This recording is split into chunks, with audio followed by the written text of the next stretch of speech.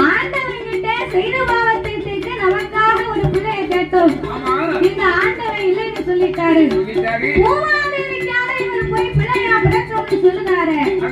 ஆண்டவா, நான் பிள்ளை கேட்டேன் இல்லை என்று சொல்லிவிட்டீர்கள். பூமாதேவிக்காக அவதாரம் செய்தீர்கள். நான் உங்களை சும்மா விட மாட்டேன். பிள்ளையாக வலையில் பிறந்தினார். பிள்ளையாக வலையில் பிறந்தினார். பேசுகிறாக இந்த மகளையாக பிறந்தினார். மாயான பேசியா நான் பிறப்பேன்.